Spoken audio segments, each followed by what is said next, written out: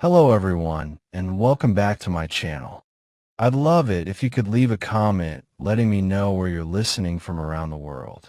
Also, don't forget to like and subscribe if you're enjoying this video. Story 1. I used to love solo camping. The isolation, the quiet, the escape from the chaos of city life. It was my therapy. Some people drink, some go to therapy. I packed a tent, drove out into the deep woods, and let the silence do its work. That changed after last summer. I had picked a spot deep in the forests of Washington State, far from any trails or campsites. I was the only soul out there, just the way I liked it.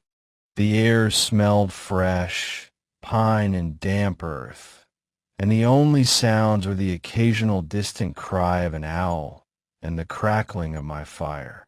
It was perfect, at least until midnight. That was when the quiet changed. Not just the usual late-night stillness. This was different.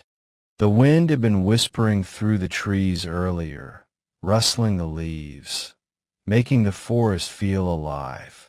But now, dead silence. No wind, no insects, no shifting branches. It felt like the whole forest was holding its breath. I remember sitting by the fire, my instant noodles half eaten in my lap, staring into the trees and feeling this weight, like something was there, just beyond the reach of the firelight, watching. And then I saw him. At first, I thought my eyes were playing tricks on me, just a shape, a shadow among the trees. But no, he was real. A man, standing about 30 feet away, just beyond the glow of my fire. He wasn't moving, wasn't speaking, just standing there, watching me. I tried to tell myself it was a hiker, maybe a lost camper who had spotted my fire. But something about him was wrong. He wasn't holding a flashlight, wasn't carrying a backpack, just standing barefoot in the dirt, motionless. I should have said something, should have called out, asked if he was okay.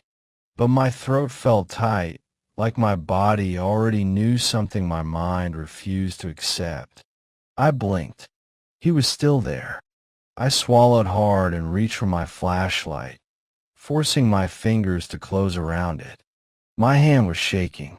I didn't look away for more than a second, but when I flicked on the beam and aimed it toward him, he was gone. Not like he had stepped back into the darkness. Just gone. My whole body went cold. The kind of deep, primal cold that settles in your bones when something is terribly, horribly wrong. I didn't sleep that night. I sat with my back to my tent, knife in one hand, flashlight in the other. Every so often, I would shine the light into the trees, half expecting to see him again. But I never did. Still, I felt him. You ever get the sense that someone is standing behind you, just out of sight? That was how the entire night felt. I kept picturing him there, just beyond the trees, watching, waiting. By the time the first streaks of dawn touched the sky, I had already packed most of my gear. I didn't eat, didn't even bother dousing the fire properly. I just wanted to get the hell out of there. But as I was about to step away from my campsite, something caught my eye. A footprint. Just one. Barefoot. Deep. Fresh. My breath hitched as I realized something even worse. The footprint wasn't facing my campsite.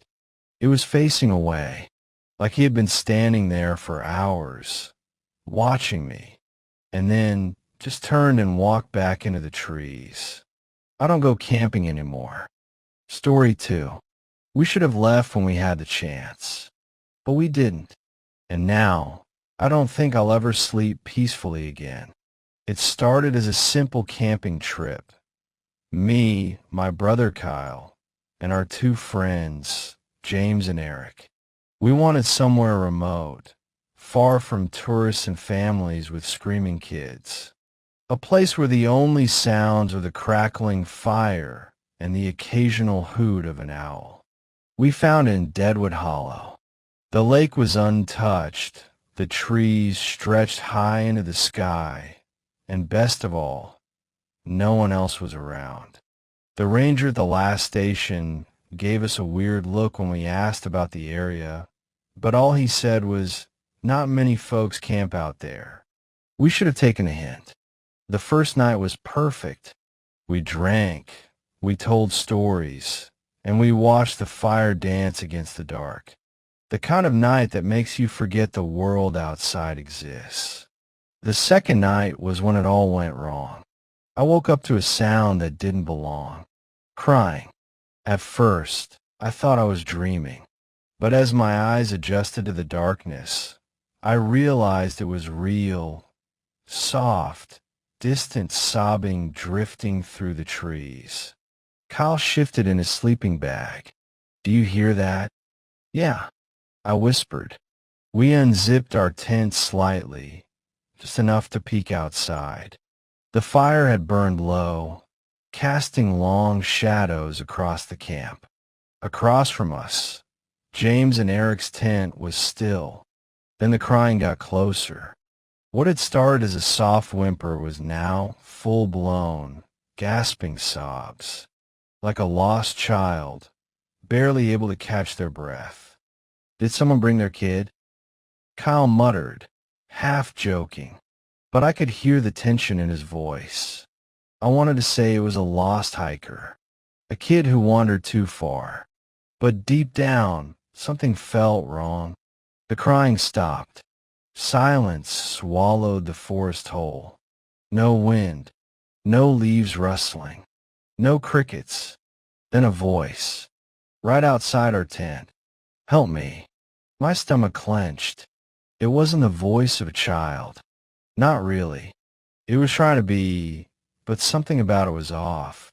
Too hollow, too stretched, like an adult forcing their voice high and thin. Kyle clutched my arm. I could feel his nails digging into my skin. None of us moved. The voice came again. "Please, help me." Then footsteps. Slow, heavy, circling our tents. I stopped breathing. The weight of each step pressed against the earth, deliberate and unhurried. Whatever was out there wanted us to hear it. James's tent unzipped with a quick zzz. A beam of light from his flashlight cut through the trees. Nothing. No footprints. No movement. Just empty space where someone should have been standing. "Dude, what the hell was that?" Eric's voice was barely above a whisper. No one answered.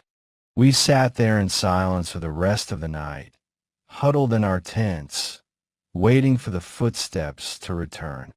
They never did. At first light, we packed up and left. None of us spoke a word about what had happened. We just wanted to be out of those woods.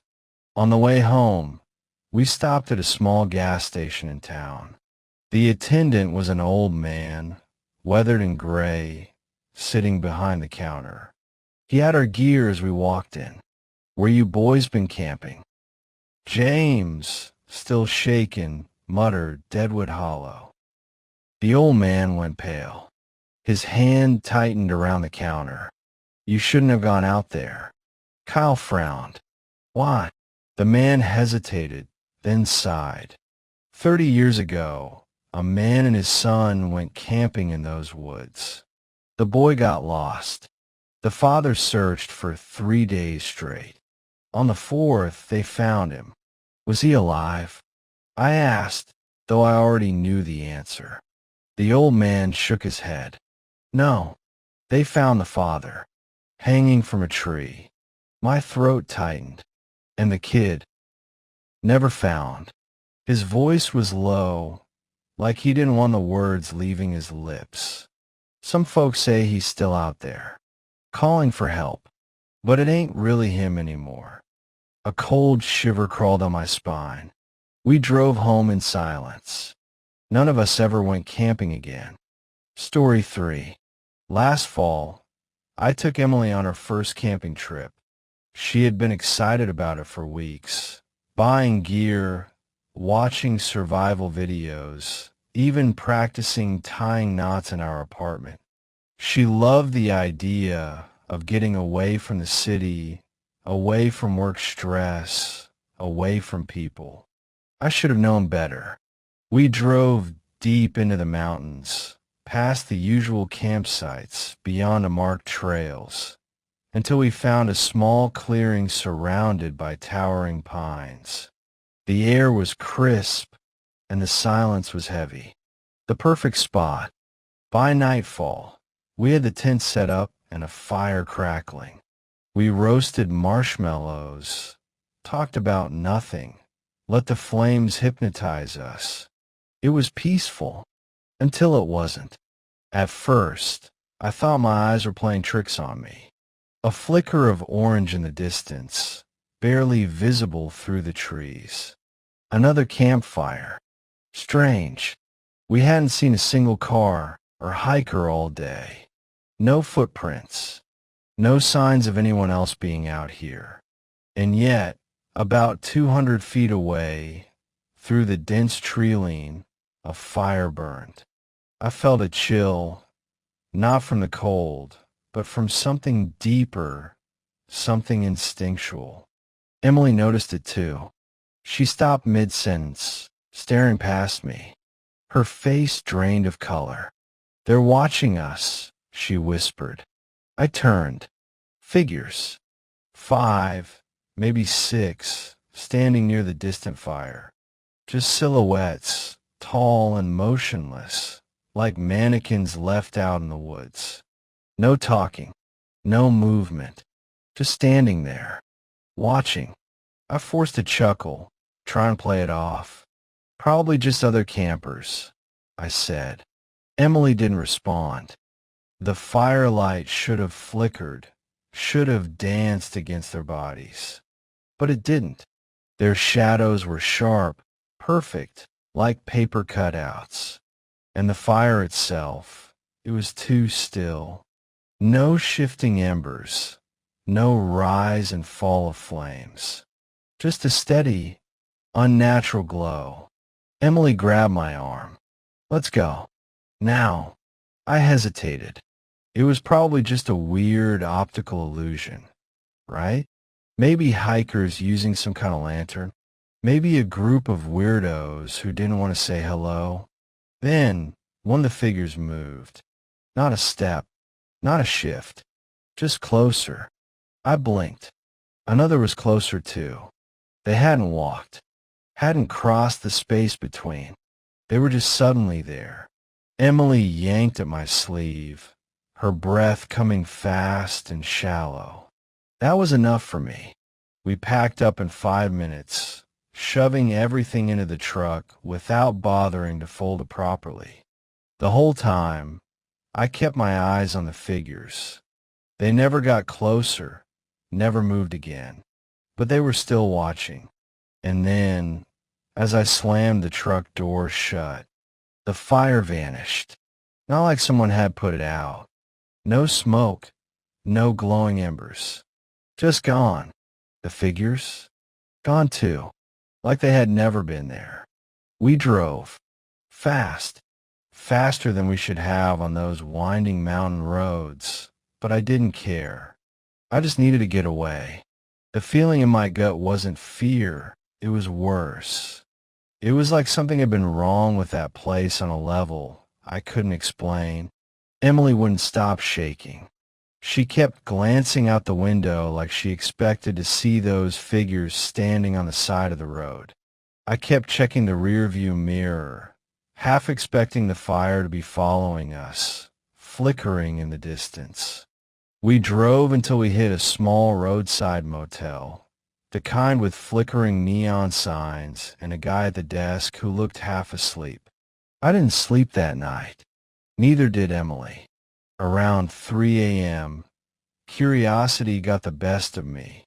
I pulled out my phone, hoping I had captured something, proof that I hadn't imagined it.